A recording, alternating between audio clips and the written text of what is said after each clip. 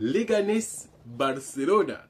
J'ai que des questions pour les fans du Barça. Parce que c'est la toute première fois de l'histoire de Leganés qu'ils ont gagné le Barça chez eux. Encore, c'était la première fois de Las Palmas sur l'ère de Flick. Flick qui fait un bon travail, oui. Mais là, je vous pose la question, est-ce que vous n'étiez pas trop méchant avec Xavi? Trop méchant parce que Xavi avait la meilleure équipe du Real Madrid en face. Parce qu'en ce moment, le Real ne va pas bien, Barcelone non plus. Donc imagine que Flick avait le Real de la saison dernière. En ce moment, les résultats de Flick en Liga sont minables, sont misérables. En 6 matchs, c'est une victoire. Cette victoire-là contre Mallorca était une victoire avec beaucoup de buts, mais ce n'était pas un match facile. C'était très difficile pour le Barça, sauf que à la fin du match, ils ont pulvérisé l'équipe. Oui, parce que c'est quand même le Barça. À part ça, les 6 derniers matchs en Liga, c'était la galère. Donc Flick est en compétition avec un Real Madrid et misérable aussi, parce que ce n'est pas le Real Madrid de la saison dernière, sinon ça aurait été déjà l'écart se ferait sentir et Flick aurait beaucoup plus de critiques envers lui.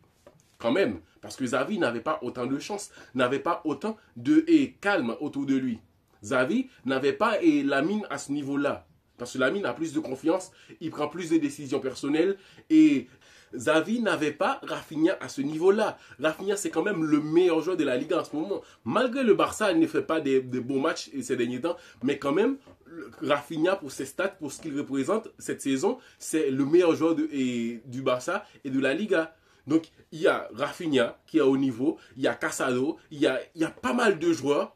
Et Flick a plus de joueurs en ce moment que Xavi. Donc, je me demande, est-ce que Flick, il fait beaucoup mieux que Xavi en fait? Oui, dès le début de saison, on a ressenti le touche de Flick sur ce Barça-là et ça marche presque plus. Parce que le hors-jeu, c'est Barça qui est sorti avec 3 hors-jeu contre 1 pour l'équipe de Leganés. Donc, l'hors-jeu, ça marche presque plus. Parce que le Barça est marqué position avancée beaucoup plus que l'adversaire. En fait, c'est plus de 20 tirs pour le Barça, 4 tirs cadrés et 6 tirs pour Leganés, 4 tirs cadrés. Donc, quand on voit les stats, on se demande, est-ce que le Barça a fait un très bon match ou est-ce que c'est Leganés qui a surpassé et le Barça dans le niveau de tactique parce qu'ils ont marqué un but, ils ont géré défensivement. Ils ont gagné. Donc là, je me demande, est-ce que le Barça a fait un très grand match malgré sur les deux côtés, les latéraux en première mi-temps, c'était des bons centres. Waouh, je me disais, mais est-ce que c'est Koundé qui joue ou c'est toujours Baldé sur le côté? Parce qu'il y avait des centres vraiment méchantes. Mais à part ça, le Barça, 4 tirs cadrés pour un match que tu as dominé, que tu avais 80% de la balle, ça ne marche pas. Hein. On va ajouter la faute sur les joueurs ou sur le coach. C'est difficile. C'est difficile parce que quand c'était Xavi, c'était tout le temps Xavi, alors que Rafinha n'était pas au niveau. Alors que Xavi, c'était en toute fin qu'il avait un Lamine Yamal pour sauver certaines choses. Xavi a gagné la Liga et d'autres titres avec un Barça qui n'avait pas autant de bons joueurs que des joueurs à ce niveau-là. La compétitivité, c'était pas pareil. Donc, honnêtement, je me demande aux fans du Barça, est-ce qu'ils ressentent que Flick fait beaucoup mieux que Xavi? Et aussi, qu'est-ce qu'on doit attendre de ce Barça-là? Parce qu'au début de saison, c'était vraiment, il y avait beaucoup d'attentes, mais quand on voit la Liga, et il y a l'Atlético du Madrid qui monte en force, ils vont affronter l'Atlético. Là, c'est une dinguerie qui va se passer. Je ne vois pas que le Barça est favori contre l'Atlético en ce moment. Oui, le début de saison, l'Atlético faisait des efforts, mais ce n'était pas encore ça. Mais comme le Real Madrid et le Barça, ces deux équipes-là ne font rien d'intéressant en Liga, parce qu'ils ne sont pas au niveau. Mais là, il y a l'Atlético de Madrid qui monte en force. S'il gagne le Barça, il passe devant. Le Real Madrid a toujours une chance d'être leader aussi, mais avec un Atlético de Madrid qui sera là en tête aussi. Ça va être difficile la Liga. Difficile, est-ce que par rapport à ça, la Liga sera difficile pour la compétitivité ou la Liga est difficile parce qu'il n'y a pas des équipes haut niveau.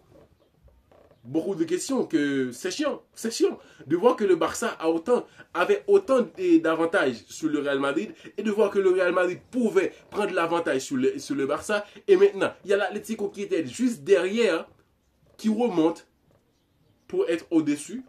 Donc là, est-ce que c'est la Liga qui a du niveau ou ce sont des équipes là qui ne sont pas bons du tout.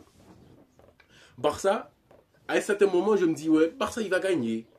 Parce qu'en première période, il y avait autant de centres méchants de la part de Koundé, de Balde, il y a aussi Rafinha.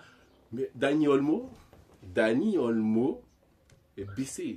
Le niveau de Dani Olmo, c'est plus du tout ce qu'on attendait de lui. C'est comme Joao Félix quand il avait un bon prime au Barça. On disait, ouais, Joao Félix, c'est le joueur qu'on attendait et tout. Pareil pour Dani Olmo. Qu'est-ce qui se passe? On peut pas faire des conclusions comme ça, mais il y a des choses que je me demande comment on peut arriver au niveau aussi bas, parce que le Barça avait tout en sa faveur, tout, parce que la Liga était servie pour les Barcelonais, et là, le Barça est dans le galère, et ils ont perdu contre Leganés. L'histoire, c'est là que je vous dis que, est-ce que c'est pas de l'hypocrisie de dire que la Flick fait beaucoup mieux que Xavi? Parce que oui, on veut du beau football et tout ça, mais Xavi, quand même, il gérait ses matchs nuls et il gagnait en but à 0, il faisait le nécessaire, avec des joueurs qui n'étaient pas au top comme aujourd'hui. Donc il y a Las Palmas qui fait l'histoire au Camp Nou. Il y a aussi, non, ils ne sont pas au Camp Nou, mais quand même dans le stade du Barça. Il y a aussi Leganés qui fait l'histoire aussi contre le Barça. Parfois, je regarde des matchs de l'Atlético en Liga. Ce n'est pas une équipe brillante sur le terrain, mais quand même il y a des individualités comme Griezmann, Sorloth et Julián Álvarez, deux bons recrues parce que ça marche, ça fonctionne avec eux parce qu'ils marquent des buts. C'est pour ça qu'ils sont là. Donc, grâce à Sorloth, ils ont gagné contre Getafe. C'était pas facile. Donc, l'Atlético de Madrid, c'est pas une équipe qui va dominer pendant toute la rencontre, mais c'est une équipe qui va essayer de faire le nécessaire. Un but à 0, ils vont rester dans leur cage et défendre et tout ça. Ils n'ont aucun problème avec ça. C'est pour ça que je dis que contre Barça, ça ne va pas être facile pour les Barcelonais. Ils vont devoir se surpasser, avoir un Lamine Yamal qui fait beaucoup plus, mais qui n'est pas en forme physiquement. C'est toujours un bon joueur, il fait la différence sur le terrain, mais physiquement, je pense que avec Lamine Yamal, il se passe certaines choses que oui, et il ne peut pas faire autant qu'avant, parce qu'à n'importe quel moment, il peut être sorti sous blessure s'il force trop. Donc là, Flick doit gérer certaines choses, et ce n'est pas dans le bon moment.